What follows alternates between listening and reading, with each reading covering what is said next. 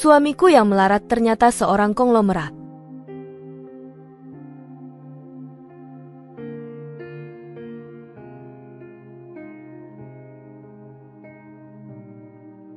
Mas, tumben seharian belum narik penumpang?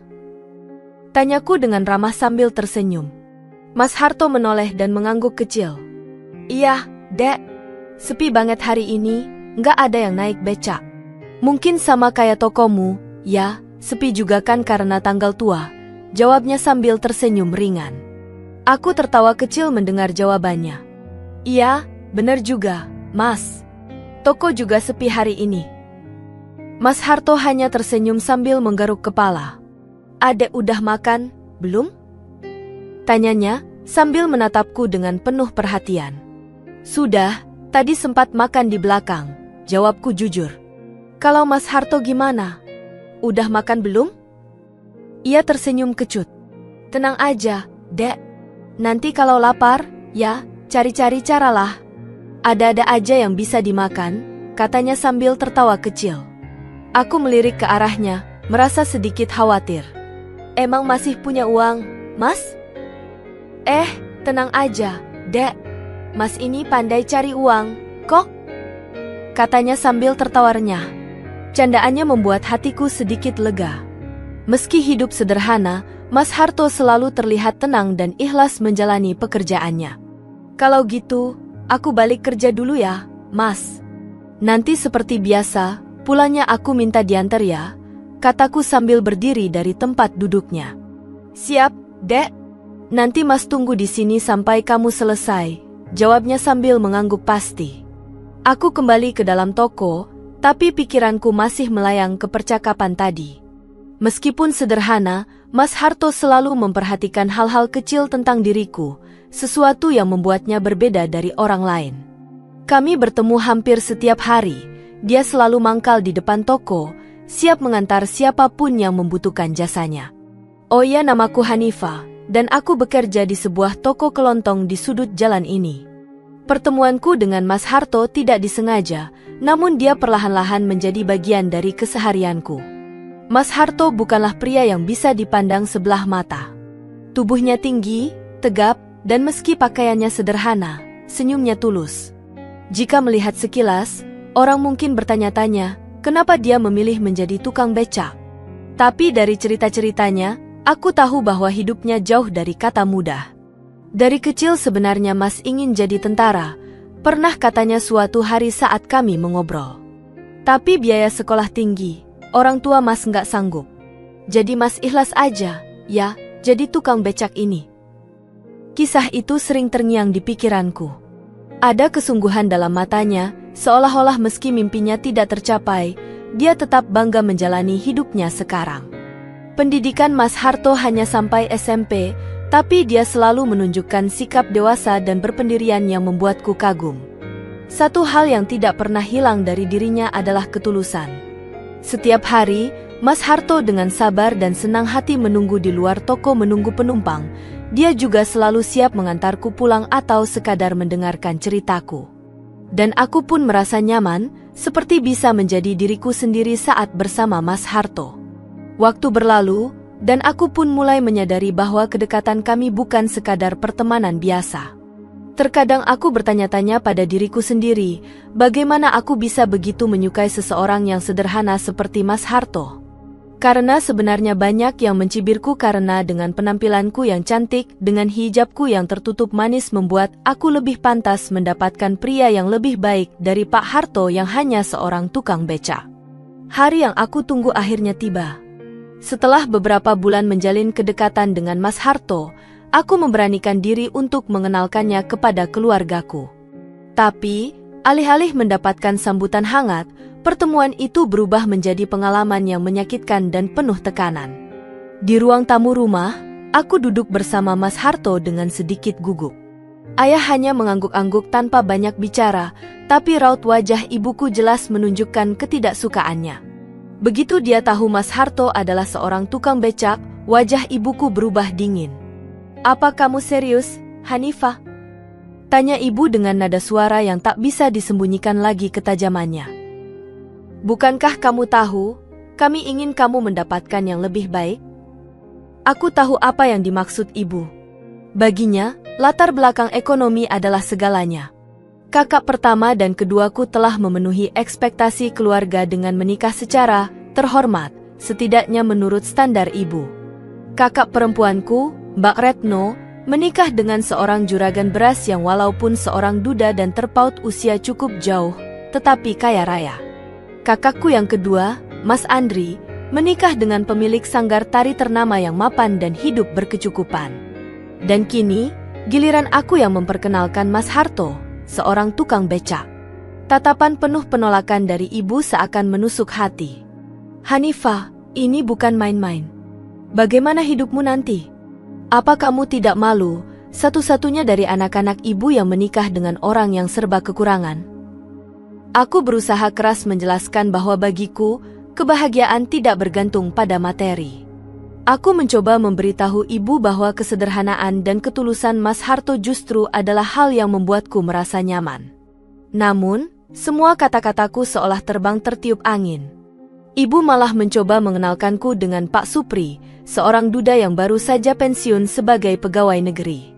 Menurut ibu, umur bukan masalah. Yang penting, katanya, Pak Supri memiliki segalanya untuk menjamin masa depanku. Ketika ibu terus mendesak, menyebut bahwa hidupku akan lebih mudah jika aku menerima perjodohan itu, aku mulai merasa seperti kehilangan kekuatan.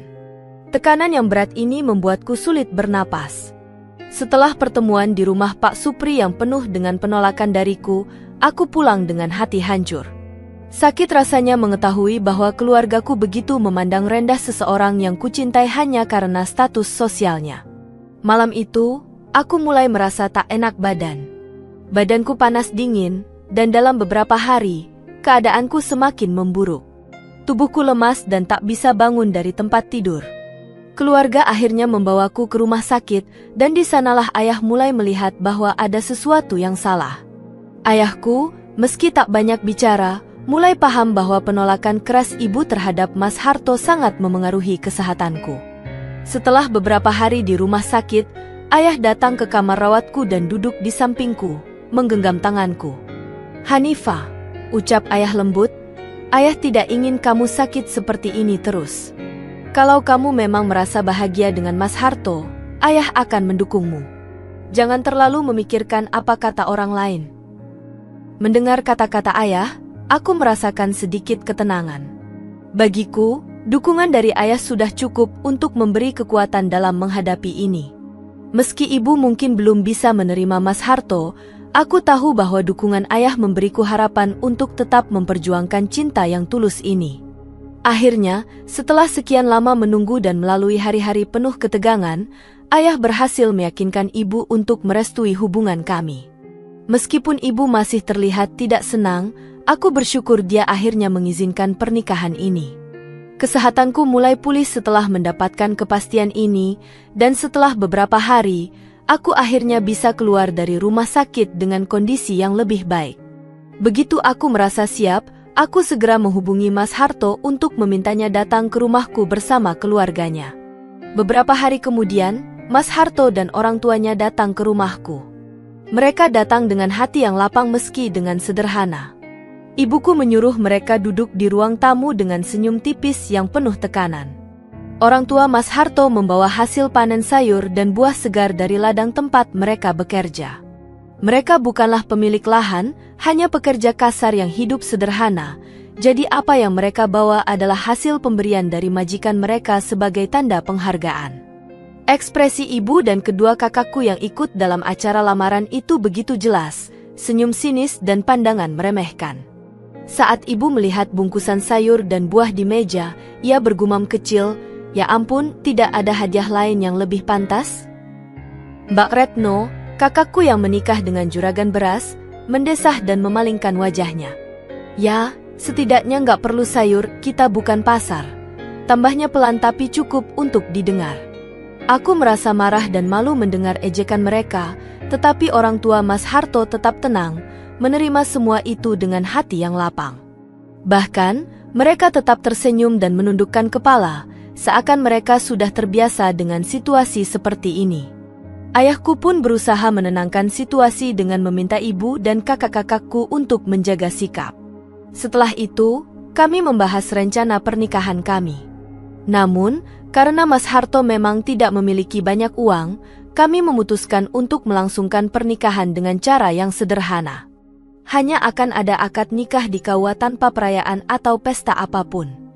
Ibuku protes, merasa malu jika pernikahan putri bungsunya hanya dilaksanakan dengan sesederhana itu, tanpa keramaian atau pesta besar. Tapi aku tetap teguh dengan keputusan kami.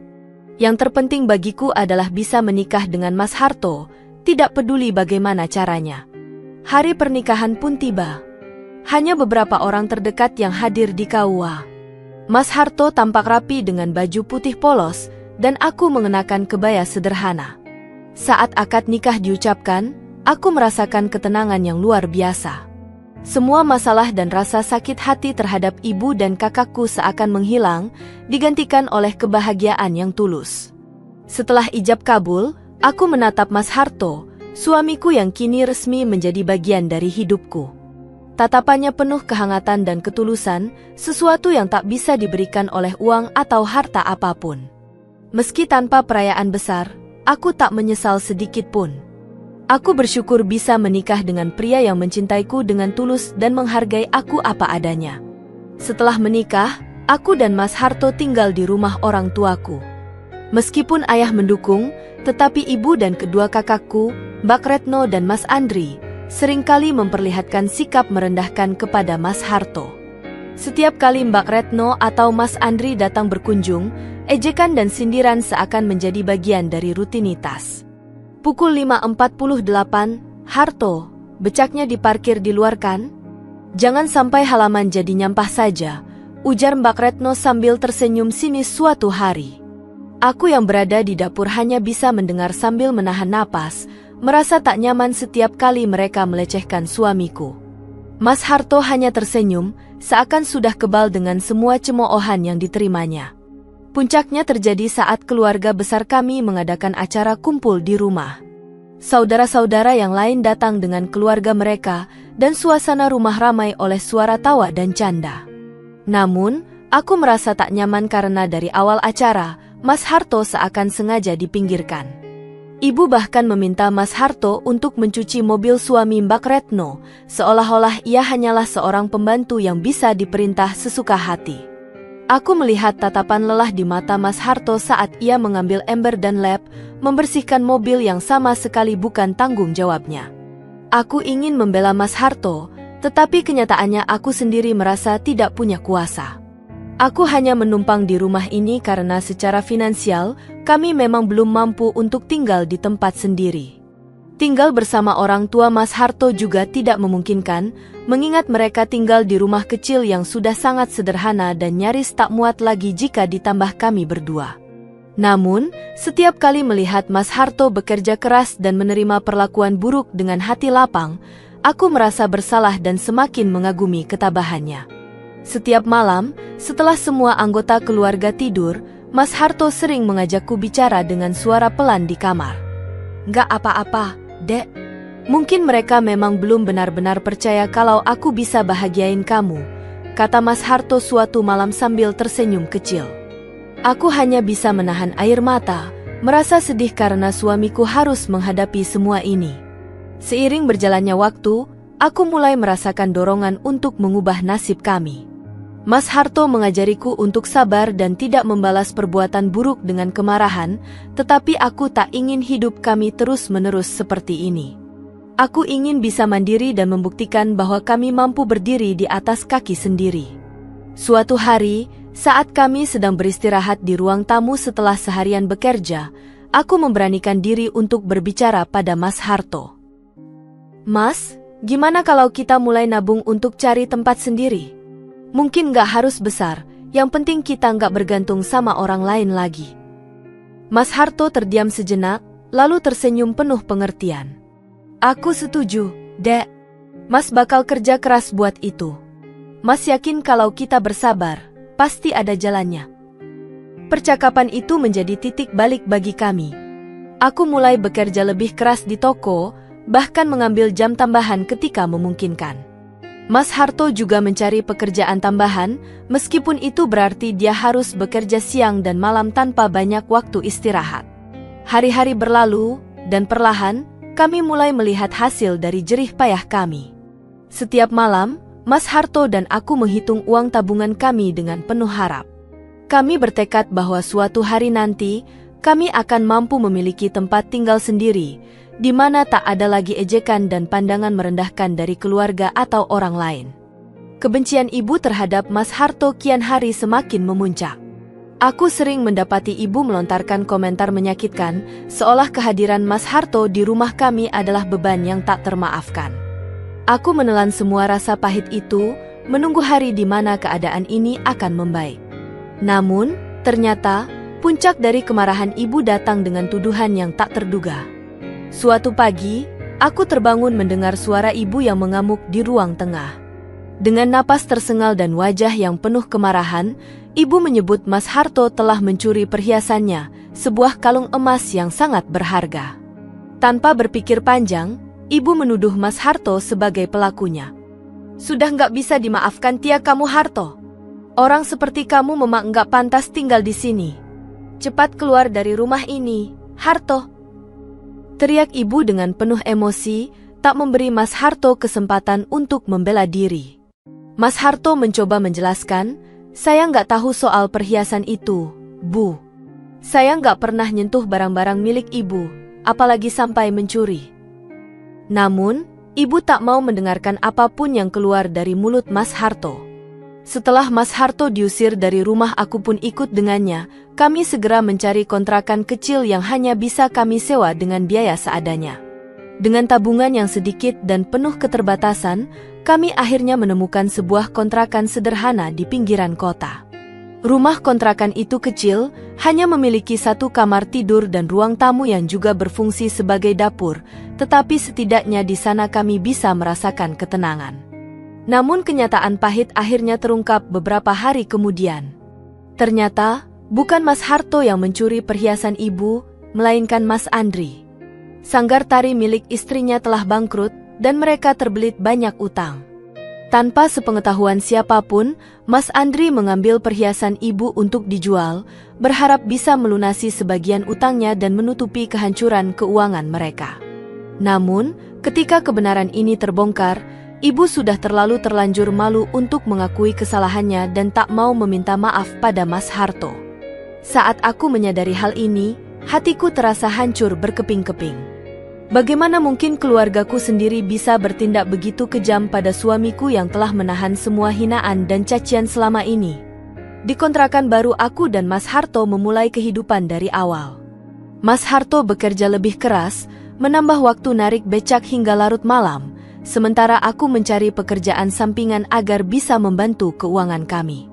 Setiap hari terasa begitu melelahkan, tetapi kebersamaan kami memberiku semangat untuk terus bertahan. Suatu malam, ketika kami tengah berbincang dengan Mas Harto, "Maaf, ya Dek. Aku tahu ini bukan kehidupan yang kamu harapkan," ujarnya dengan nada lirih. Aku menggenggam tangannya erat, menatapnya dengan penuh keyakinan. "Mas, aku bahagia bisa bersama kamu, dimanapun itu. Aku nggak peduli harus hidup sederhana atau susah, asal kita tetap bersama." Di balik semua cobaan ini, aku percaya bahwa cinta kami yang tulus akan menjadi bukti bahwa kami mampu melewati segala kesulitan bersama. Di tengah kesulitan yang sedang kami hadapi, Mbak Retno dan Mas Andri mulai merasakan karma atas sikap mereka terhadapku. Gudang beras suami Mbak Retno terbakar habis membuat hidup mereka sulit, sementara pernikahan Mas Andri dan istrinya diambang perceraian setelah kebangkrutan sanggar tarinya.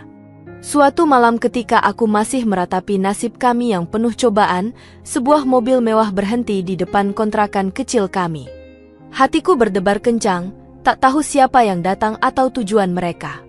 Pikiran negatif langsung muncul, terlebih karena Mas Harto sedang bekerja narik becak. Aku benar-benar ketakutan, mengira orang-orang kaya datang untuk menghina kami atau mungkin memberikan peringatan. Namun, alangkah terkejutnya aku saat melihat sosok yang keluar dari mobil itu. Dengan setelan jas rapi, wangi parfum mahal yang tercium dari kejauhan, dan senyuman tenang di wajahnya, sungguh mengejutkan. Itu Mas Harto, suamiku, yang selama ini ku kenal sebagai tukang becak sederhana, kini berdiri di depanku dengan penampilan bak seorang konglomerat. Masih tak percaya dengan pemandangan yang kulihat, aku mendekat dengan langkah ragu. Mas Harto? Suaraku bergetar, tak mampu menyembunyikan keterkejutanku. Ia tersenyum lembut sambil menatapku penuh kasih, lalu memegang kedua bahuku. Iya, ini aku, Hanifah. Maafkan aku karena selama ini menyembunyikan siapa diriku sebenarnya. Aku menggeleng tak percaya. Tapi, apa maksud semua ini, Mas? Kenapa Mas menyamar sebagai tukang beca? Mas Harto menarik napas panjang, matanya berkaca-kaca, seolah mencoba menahan emosi yang selama ini ia simpan. Sebelum aku menjelaskan, ada satu hal yang perlu kamu tahu. Kamu ingat saat kamu membantu seorang pria tua yang pingsan di depan toko dulu? Aku memutar ingatan kembali pada hari itu. Seorang pria tua pingsan di depan tokoku, dan aku, tanpa berpikir panjang, segera membantunya. Aku membawanya ke toko, mengoleskan minyak angin di dadanya, dan memberinya teh hangat hingga kondisinya membaik. Pria itu sangat berterima kasih dan pergi setelah beristirahat sebentar. Mas Harto melanjutkan, pria tua itu adalah ayahku. Sejak hari itu, ayah kagum dengan ketulusanmu. Beliau menyadari bahwa kamu adalah sosok yang langka, seseorang yang tak melihat orang hanya dari penampilannya atau status sosialnya. Karena itulah, ayah memintaku untuk mengenalmu lebih jauh. Aku terdiam, mencoba mencerna setiap kata yang baru saja kudengar. Ternyata kebaikan kecil yang kulakukan saat itu menjadi awal dari segalanya. Namun, masih ada satu hal yang membuatku bingung. Tapi, kenapa Mas harus menyamar jadi tukang becak? Mas Harto menghela napas panjang dan menjelaskan, ayah ingin memastikan bahwa kamu benar-benar mencintaiku apa adanya. Dan aku juga ingin tahu bagaimana rasanya menjalani kehidupan sederhana, mengerti bagaimana rasanya berada di bawah. Aku sadar, kalau aku datang dengan menunjukkan siapa aku sebenarnya, mungkin kamu tidak akan mengenal diriku yang sebenarnya. Jadi, aku memilih hidup sebagai tukang becak untuk sementara. Air mata jatuh dari sudut mataku. Semua kebahagiaan, kebingungan, dan keharuan berkumpul menjadi satu. Selama ini, aku mengira hidup kami penuh ujian dan kesulitan tanpa akhir, namun ternyata di balik semua itu ada cinta tulus yang diuji dengan cara yang tak pernah aku bayangkan. Aku tak tahu harus berkata apa, Mas. Semua ini terlalu mengejutkan, bisikku dengan suara bergetar. Mas Harto mengusap air mataku sambil tersenyum. Aku berterima kasih karena kamu tetap bertahan bersamaku meski dalam segala kekurangan dan hinaan. Kamu menunjukkan bahwa cinta sejati itu ada, dan aku berjanji akan membalas semua ketulusanmu. Malam itu, aku seolah berada dalam mimpi. Di balik kenyataan yang keras, ternyata ada keajaiban besar yang tak pernah kusangka. Tak lama setelah itu, Mas Harto mengundangku untuk bertemu dengan keluarganya yang sebenarnya. Orang tua yang dulu ia bawa saat melamar hanyalah orang yang ia sewa untuk menjaga penyamarannya. Hari itu terasa bagaikan mimpi. Aku berdiri di hadapan sebuah rumah megah dengan arsitektur klasik yang memancarkan keanggunan, dikelilingi taman luas dengan bunga-bunga indah yang tertata rapi. Rumah itu tak seperti yang pernah kubayangkan, dan aku tak pernah berpikir bahwa suatu hari aku akan diajak ke tempat sebesar ini. Mas Harto, yang ternama nama aslinya Nizam Putra Anggara, tersenyum lembut sambil menggenggam tanganku, mencoba menenangkan perasaan gugup yang kurasakan. Sambil melangkah masuk, aku disambut dengan penuh kehangatan oleh ayah Mas Nizam, Pak Bram Anggara, yang ternyata seorang pengusaha terpandang dengan reputasi yang baik. Dengan mata berkaca-kaca, Pak Bram langsung memelukku dan berkata, "Selamat datang, Hanifah. Ayah sudah lama menantikan hari ini." Saat Nizam akhirnya pulang dengan membawa menantu yang ayah impikan. Mendengar kata-kata itu, aku merasa tak mampu berkata-kata. Semua yang pernah kulalui dengan Mas Nizam, semua kesulitan dan cobaan, seolah terbayar saat itu juga. Aku tak bisa menyembunyikan rasa haru yang membuncah dalam hatiku. Di meja makan panjang yang dihias dengan elegan, aku dan Mas Nizam disambut dengan acara makan malam istimewa. Semua hidangan disiapkan dengan begitu mewah, namun yang membuatku tersentuh adalah suasana yang penuh cinta dan penerimaan. Ayah Mas Nizam, Pak Bram, memulai percakapan dengan penuh kehangatan. Ia bercerita tentang almarhumah istrinya yang sangat ia cintai, dan bagaimana selama ini ia tak pernah mendesak Nizam untuk segera menikah. Hanifah, saat ayah melihat bagaimana kamu dengan tulus menolong ayah waktu itu, ayah langsung merasa bahwa kamu memiliki hati yang sangat baik. Ayah yakin kamu adalah orang yang bisa menjaga Nizam, dan akhirnya ayah tak pernah menyangka kalian akan bertemu dan jatuh cinta. Sambil mendengarkan cerita Pak Bram, aku mulai memahami bahwa semua yang terjadi di hidupku bukanlah kebetulan. Dari awal pertemuan kami hingga perjalanan cinta yang penuh tantangan, semua ini telah membawa kami ke titik yang indah ini. Malam itu, aku dan Mas Nizam merasakan kehangatan keluarga yang tulus, sesuatu yang selama ini terasa hilang dari hidup kami. Tak lama kemudian, setelah makan malam selesai, Pak Bram dengan wajah penuh kebanggaan dan haru berkata, "Sekarang ayah ingin mengunjungi keluargamu Hanifah. Sebagai menantu yang ayah impikan, ayah ingin memastikan bahwa kita memulai hubungan ini dengan baik di antara keluarga besar." Aku terkejut namun sangat tersentuh mendengar permintaan itu. Esoknya, Pak Bram bersama Mas Nizam dan beberapa pengawal datang ke rumah keluargaku. Mereka membawa berbagai bingkisan untuk keluarga kami. Saat tiba di depan rumah, aku bisa melihat ekspresi wajah ibuku yang penuh dengan keterkejutan. Ia tidak pernah membayangkan bahwa menantunya yang ia anggap tak berharga selama ini sebenarnya adalah seorang pria terpandang dengan nama besar dan latar belakang yang jauh dari dugaan. Mas Nizam memperkenalkan dirinya dengan lembut namun tegas. "Ibu, perkenalkan, nama asli saya Nizam Putra Anggara. Saya memahami betapa sulitnya menerima saya di awal, dan mungkin saya memang terlihat tidak meyakinkan. Tapi percayalah, saya berjanji akan menjaga dan mencintai Hanifah dengan sepenuh hati." Ibuku tak mampu berkata-kata. Bahkan kedua kakakku yang selama ini memandang rendah Mas Nizam hanya bisa menunduk, tampak menyesali perlakuan mereka. Aku bisa merasakan perubahan di wajah mereka, seolah baru menyadari bahwa tak seharusnya manusia dinilai hanya dari tampilan luar atau harta. Di tengah suasana yang penuh keterkejutan, Pak Bram berbicara dengan bijaksana. "Bu, saya paham bahwa setiap orang tua pasti ingin yang terbaik untuk anaknya. Tapi terkadang yang terbaik itu tidak selalu terlihat dari luar. Hanifah telah menunjukkan pada kami bahwa ia adalah wanita yang sangat tulus, dan itu yang membuat kami menyayanginya." Ibuku akhirnya terisak dan meminta maaf atas semua kesalahan yang pernah ia lakukan. Melihat perubahan sikap ibu membuatku lega dan merasa damai. Sejak saat itu, hubungan kami menjadi lebih harmonis.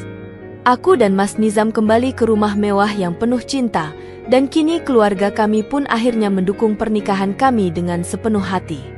Perjalanan hidup kami yang penuh tantangan ternyata membawa kami pada kebahagiaan yang tak pernah aku duga. Aku menyadari bahwa cinta sejati adalah tentang ketulusan, kesabaran, dan kepercayaan. Kini, dengan restu keluarga dan kehidupan baru yang lebih baik, aku dan Mas Nizam siap menghadapi masa depan bersama, penuh cinta dan harapan. Setelah melewati perjalanan panjang yang dipenuhi rintangan dan kejutan, hidup kami akhirnya memasuki fase baru yang penuh harapan. Mas Nizam, yang kini dikenal oleh keluargaku sebagai sosok yang rendah hati dan penuh perhatian, tak segan untuk membantu keluargaku yang sempat terpuruk. Melalui kehadiran dan dukungannya, hubungan kami sekeluarga menjadi semakin erat. Ibu dan kedua kakakku yang awalnya skeptis, mulai menerima uluran tangan Mas Nizam dengan rasa terima kasih yang tulus, bahkan mereka berusaha untuk menebus sikap mereka yang dulu. Kami tinggal di rumah Pak Bram, ayah mertua yang sangat menyayangi kami. Rumah megah itu kini terasa begitu hangat, dipenuhi tawa dan kebahagiaan yang datang dari kehadiran kami. Setiap sudut rumah menjadi saksi bisu atas perjalanan hidup kami, di mana cinta dan dukungan mengalir deras. Pak Bram, dengan kebijaksanaan dan kasih sayangnya, selalu memberi nasihat yang membangun. Dia mengajarkan kami arti keluarga, serta pentingnya saling menghargai dan mendukung satu sama lain dalam suka maupun duka. Puncak kebahagiaan kami terjadi saat putra pertama kami lahir. Mas Nizam dengan penuh semangat menantikan kelahiran Anggara Pratama, nama yang kami pilih dengan sepenuh hati. Nama tersebut diambil dari nama belakangnya dan bermakna, yang terdepan, sebuah harapan agar putra kami bisa menjadi sosok yang selalu memimpin jalan kebaikan. Saat Anggara lahir, aku dan Mas Nizam merasakan kebahagiaan yang tak terlukiskan.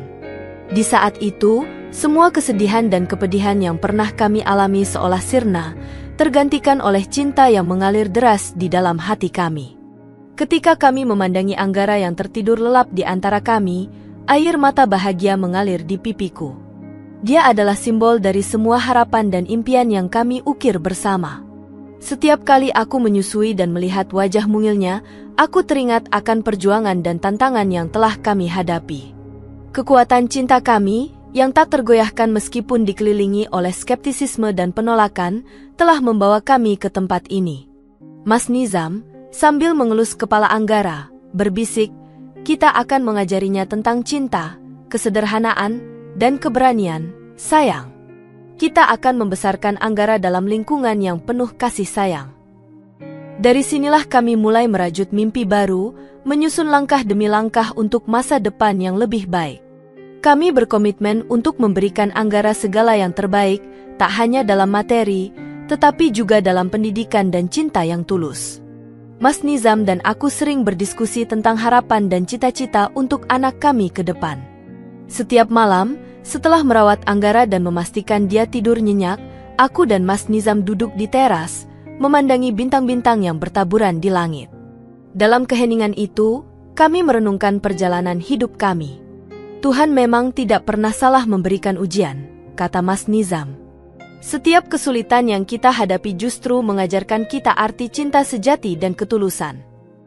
Dalam dekapan malam, kami berjanji untuk terus saling mendukung, apapun yang terjadi. Kami percaya, cinta kami akan terus tumbuh, seiring dengan tumbuhnya Anggara menjadi sosok yang diimpikan. Dengan keyakinan dan harapan, kami menatap masa depan yang lebih cerah, penuh dengan kebahagiaan dan keberanian untuk menghadapi tantangan yang mungkin datang. Akhirnya, kami mengerti bahwa hidup ini adalah tentang perjalanan, bukan hanya tujuan.